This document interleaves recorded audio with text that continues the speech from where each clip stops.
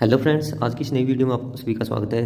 Friends, railway group D यानी कि railway level 1 के जो फॉर्म है वो 23 तारीख से भरना स्टार्ट हो चुके हैं। तो इस वीडियो में हम फॉर्म जो भरने की है वो पूरी जो प्रोसेस है उस प्रोसेस के बारे में हम चर्चा करने वाले हैं कि आप किस तरीके से जो है फॉर्म को लगा सकते हो, अपने मोबाइल से फॉर्म को किस तरीके से भर सकते हो। पूरी जो प्रोसेस है वो प्रोसेस हम इस वीडियो में जानेंगे। तो सबसे पहले आपको अगर देखिए आपने अभी तक इस चैनल पर आप नए हैं तो चैनल को आपको सब्सक्राइब कर लेना है और बेल आइकन को भी प्रेस कर लेना है ताकि आपको आने वाली नई वीडियो है उसके नोटिफिकेशन आपको मिलते रहे। और अगर आपको ये वीडियो अच्छी लगी है तो वीडियो को आपको लाइक कर देना है और एक प्यारा सा कमेंट भी कर देना है। तो रेलवे ग्रुप डी का फॉर्म लगाने के लिए देखिए अगर आप नए यूज़र हैं और पुराने यूज़र हैं तो दोनों के लिए अलग प्रोसेस है स्टार्टिंग में। क्योंकि देखिए नए यूज़र जो है वो देखिए अगर आपने 10th किया है तो आप नया फॉर्म यहाँ पर लगाने जा रहे हैं, ठीक है। ओनली आपके पास में 10th। अगर आपने ITI किया है तो आपने पहले टेक्नीशियन या फिर लोको पायलट का फॉर्म आपने लगाया होगा या फिर JEE का या फिर NTPC का फॉर्म आपने लगाया होगा।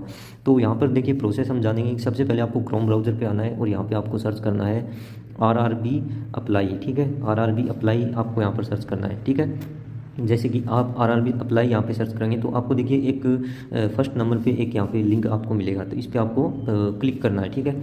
इस पे जब भी आप क्लिक करेंगे तो इस तरीके की एक वेबसाइट जो है RRB अप्लाई की ऑफिशियल वेबसाइट खुल के आ जाएगी।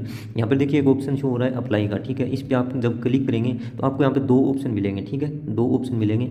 तो देखिए अगर आप नए हैं, आप पहली बार रेलवे का फॉर्म डाल रहे हैं तो देखिए एक व्यक्ति का एक अकाउंट बनता है जो कि आधार कार्ड से लिंक होता है, ठीक है। एक व्यक्ति का एक ही अकाउंट बनता है। अगर आप पहले ही अकाउंट बना चुके हैं तो आपको देखिए यहाँ पर आई हैव एन अकाउंट इस पर क्लिक करना है। यानी कि अगर आपने पहले फॉर्म भरा था या फिर आप पहले ही अकाउंट बना चुके हैं तो देखिए आपको यहाँ पर आई हैव एन अकाउंट इस पर आपको क्लिक करना है। अगर आप नए हो, आपने पहले कोई भी फॉर्म नहीं डाला या फिर आपने कोई भी अकाउंट यहाँ पे क्रिएट नहीं किया तो आपको पहले वाले अकाउंट पर क्लिक करके आपको नया अकाउंट बनाना है और फिर देखिए यहाँ पे लॉगिन हो जाएगी आपकी आईडी और सेम आगे की जो प्रोसेस है वो दोनों के लिए सेम है। तो मेरे पास यहाँ पर पहले से ही अकाउंट है तो मैं यहाँ पे देखिए I have already an account पे क्लिक करता हूँ। यहाँ पे देखिए आपको जब भी आप नए अकाउंट में अपना मोबाइल नंबर और ईमेल एड्रेस देते हैं तो करंट का आपका जो चालू मोबाइल नंबर और ईमेल एड्रेस है वही आपको देना है और पासवर्ड आपको हमेशा याद रखना है। तो मैं यहाँ पे अपना मोबाइल नंबर और पासवर्ड डाल देता हूँ। तो गाइज़ मैंने मेरा मोबाइल नंबर और पासवर्ड डाल के यहाँ पे लॉगिन कर लिया है और इसके लॉगिन करने के बाद में यहाँ पे एक इस तरीके का एप्लीकेशन इस तरीके की जो विंडो आपको ओपन होती है। यहाँ पर देखिए ऊपर की और यहाँ पे शो रहा है ऑनलाइन एप्लीकेशन और एप्लीकेशन हिस्ट्री। देखिए ऑनलाइन एप्लीकेशन में जो भी ओपन फॉर्म अभी चल रहे हैं वो शो होगा और एप्लीकेशन हिस्ट्री में जैसे कि आपने पहले कोई फॉर्म डाला हुआ होगा तो वो आपको शो होगा। तो हम यहाँ पे ऑनलाइन एप्लीकेशन में अपना नया फॉर्म यहाँ पर डाल रहे हैं। तो यहाँ पे देखिए दो फॉर्म ओपन है, ठीक है। एक पहला जो है वो यहाँ पे देखिए आपको देख के भरना है कि आप कौन सा फॉर्म जो है डाल रहे हैं। देखिए यहाँ पे एक मिनिस्ट्रियल जो है आइसोलेटेड कैटेगरी का फॉर्म चालू है और एक यहाँ पे देखिए वेरियस पोस्ट इन लेवल 1। तो ये जो ऊपर वाला है लेवल 1 वाला आपके अगर अकाउंट में ये नीचे शो रहा है तो यही है, ठीक है। तो ये ऊपर वाला जो है वो लेवल 1 का है और यहाँ यहीं से आपका जो है फॉर्म लगेगा। तो डी ग्रुप का जो है यहीं से आपका फॉर्म लगेगा। तो सबसे पहले यहाँ पे क्या मांगता है, सबसे पहले यहाँ पर मांगता है जोन, आप किस जोन से जो है अप्लाई कर रहे हो। तो सबसे पहले आपको यही डिसाइड करना होगा कि आपको कौन से जोन से जो है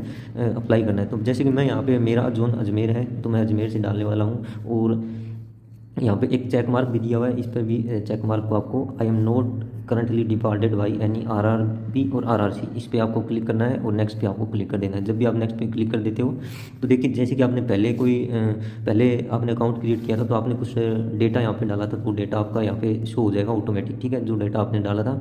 और आधार कार्ड का नंबर भी मांगता है, आधार कार्ड से OTP भी आता है। कई बार जब आप कई दिनों के बाद में अपना अकाउंट खोलते हो तो आधार कार्ड से OTP भी मांगता है तो वो OTP भी आपको लगा देना है, ठीक है, जब आप नया लॉगिन करते हो तो, ठीक है। इसके बाद में आपकी पर्सनल इन्फॉर्मेशन यहाँ पे शो होगी जिस तरीके से यहाँ पे मेरी पर्सनल इन्फॉर्मेशन शो हो रही है। तो इस तरीके की पर्सनल इन्फॉर्मेशन यहाँ पे शो होगी।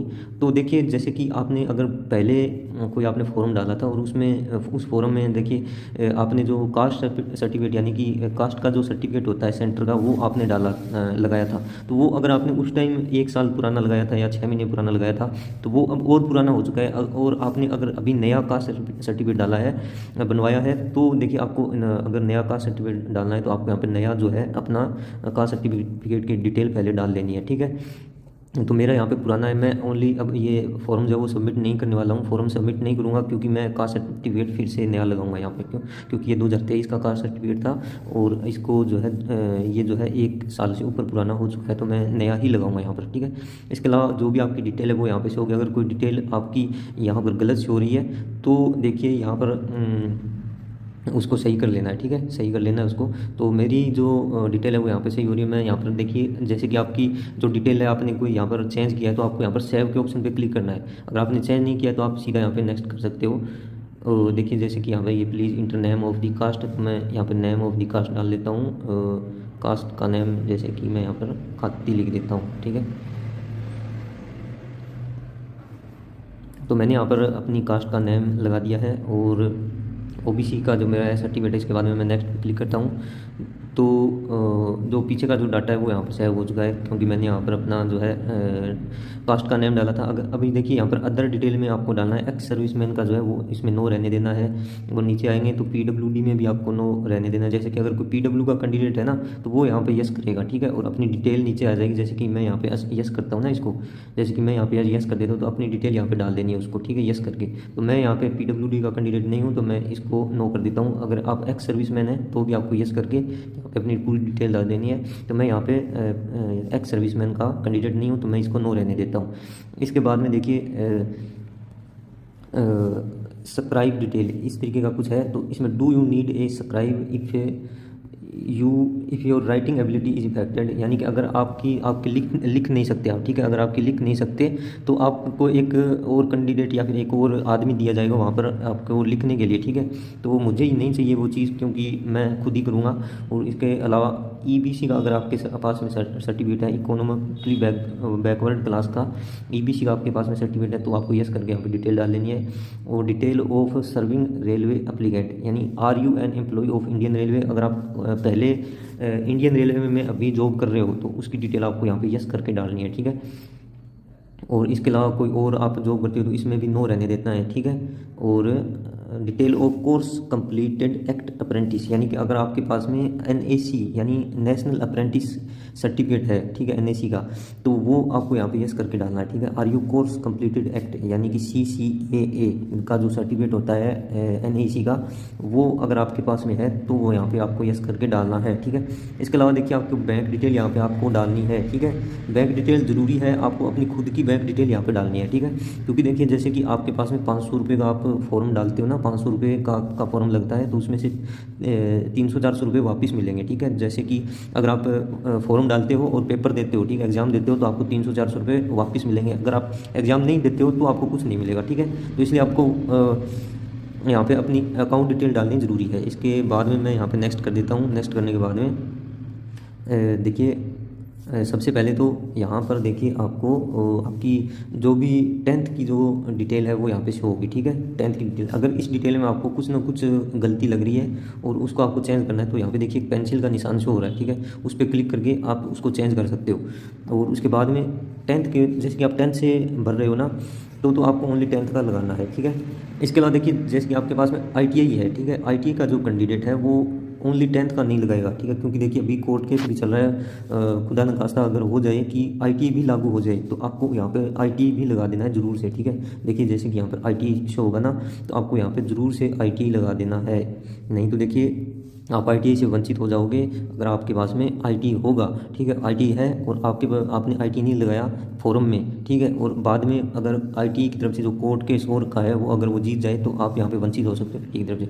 बाकी वो बात अलग है कि रेलवे और मौका दे सकती है ITI की डिटेल फिल करने के लिए, लेकिन इसमें हम रिस्क नहीं ले सकते। इसके अलावा देखिए एक और ऑप्शन है यहाँ पर NAC का सर्टिफिकेट, जैसे कि 20% का कोटा होता है NAC का रेलवे ग्रुप डी में, तो NAC का सर्टिफिकेट अगर आपके पास में है, अप्रेंटिस का सर्टिफिकेट आपके पास में है तो यहाँ पे इसको यस करके आपको उसको लगा देना है, ठीक है। NAC का सर्टिफिकेट भी आपको लगा देना है। इसके अलावा मेरे पास में ITI है तो मैं ITI से इस फॉर्म को लगाऊंगा क्योंकि मेरी 10th की जो डिटेल है वो पहले से लगी हुई है, तो मैं ITI की डिटेल यहाँ पर डालूंगा और फिर लगाऊंगा, ठीक है। तो देखिए मैंने यहाँ पर जो है अपनी ITI की डिटेल यहाँ पर डाल दी है। और देखिए यहाँ पर डिस्ट्रिक्ट में आपको क्या लगाना है, जिस कॉलेज से आपने पास आउट किया है ITI, ठीक है, उस कॉलेज का डिस्ट्रिक्ट लगाना है यहाँ पे, ठीक है। कॉलेज का नाम यहाँ पर लगाना है आपको, ठीक है। कॉलेज का नाम यहाँ पर लगाना है।